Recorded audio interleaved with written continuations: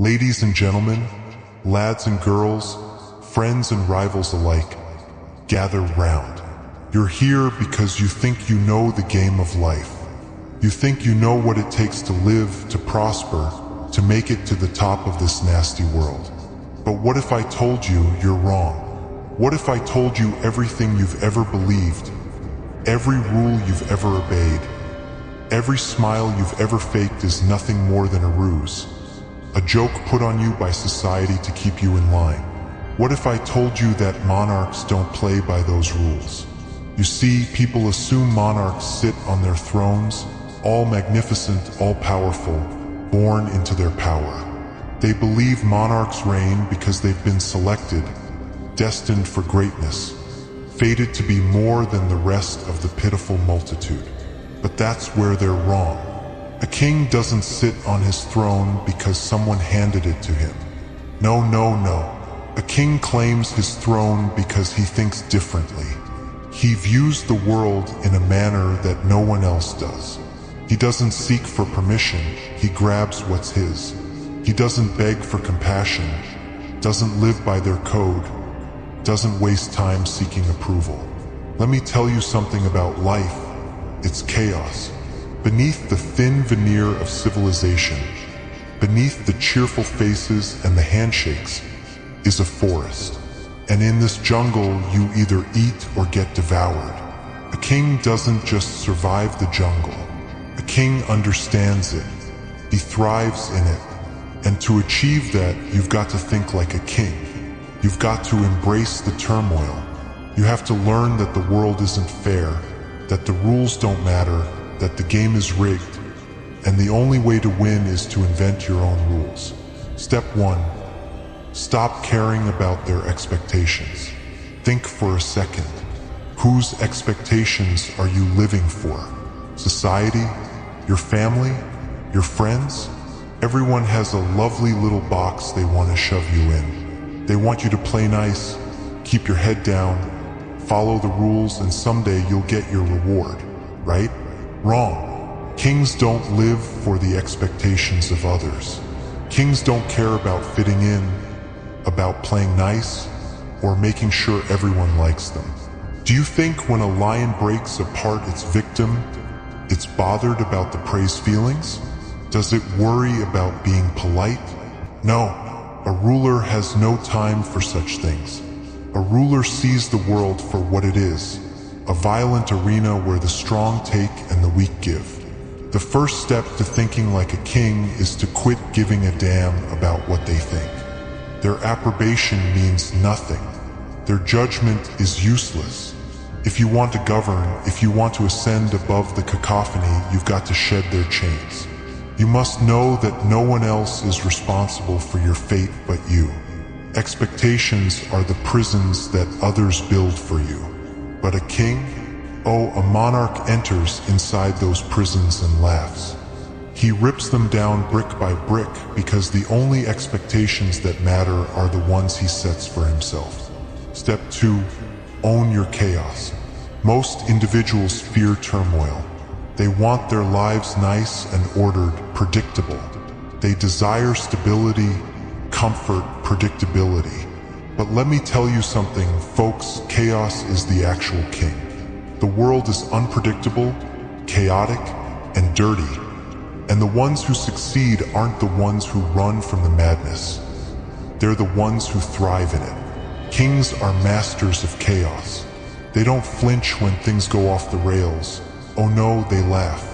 You see, chaos is freedom.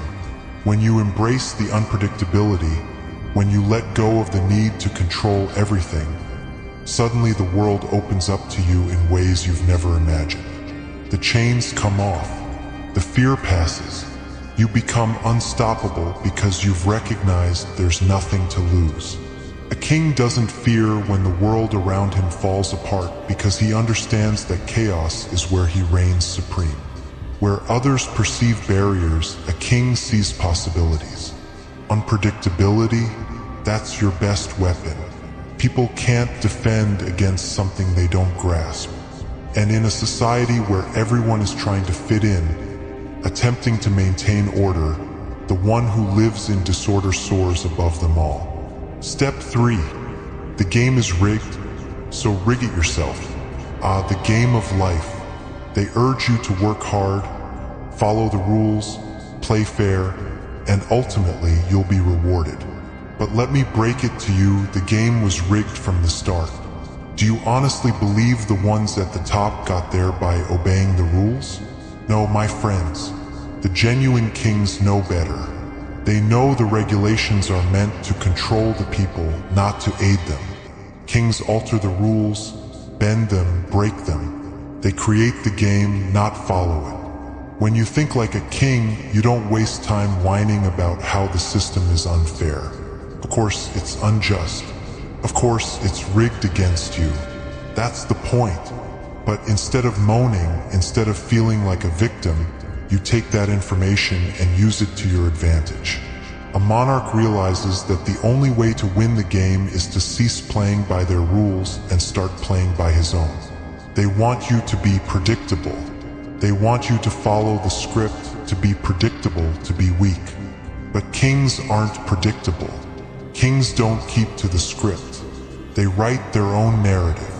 They construct their own rules, their own kingdoms.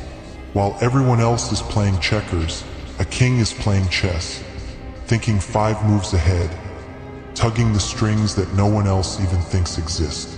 Step 4. Power is taken, not given.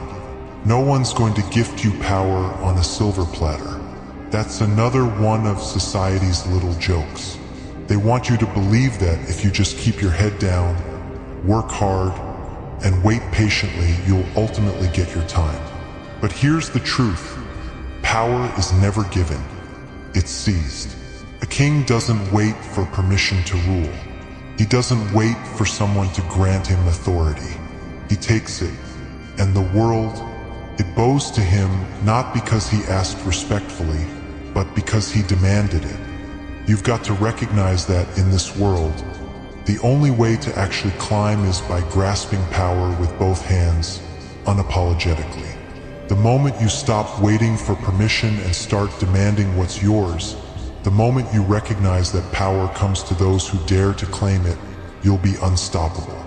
The weak wait for the world to change, for things to get better, for chances to come knocking. But the strong create those possibilities. They compel the world to change for them. Step 5. Understand fear. Don't run from it. Use it. Fear. A fear. The thing that keeps most people in line. The thing that makes people follow the rules, keep their heads down and do what they're told. But a monarch doesn't run from fear. A ruler knows fear. He utilizes it. He knows that fear is just another tool, a weapon that can be wielded to control the masses, to compel people to do his bidding. Fear is power, and when you learn how to master it, both in yourself and in others, you will discover how readily people can be controlled. But here's the twist. Kings don't dread fear itself. They don't let it paralyze them. They understand that fear is just a part of life. It's something to be welcomed, harnessed, and redirected. And here's the best part. Once you beat your own fear, you become dangerous. Once you learn to go through the flames of fear and come out uninjured, people will regard you differently. They'll feel it in their bones. You'll exude power because you'll be the one thing they can never be: free. Step 6. Create your own legacy. What's a monarch without a kingdom? What's a ruler without a legacy? You think rulers sit on their thrones forever? No, they know their time is limited, but what makes them truly eternal is the mark they leave on the world. A king produces something that lasts beyond himself. He produces a legacy that stands long after he's gone. But here's the trick. The legacy isn't about monuments or sculptures or buildings with your name on them. No, no, no. A king's legacy is inscribed in the thoughts of the people he affects, the power he wielded, the mayhem he unleashed, and the impact he had on the globe. You want to be remembered? Stop thinking tiny. Stop worrying about your next income, your next job, your next approval from people who don't matter. Start thinking about how you're going to leave your imprint on this world. Kings don't think in weeks or months. They think in centuries. They think about how their acts today will reverberate through time and influence the path of history. And they don't wait for the appropriate moment. They make the moment. Step 7. Never be satisfied. Finally, the most crucial lesson of all. A ruler is never content. He's never content with what he has, because the moment you get content is the moment you start losing. The hunger, the yearning for more, that's what drives a ruler. It's not about greed, no, it's about ambition. It's about comprehending that there's always more to take, more to conquer, more to become.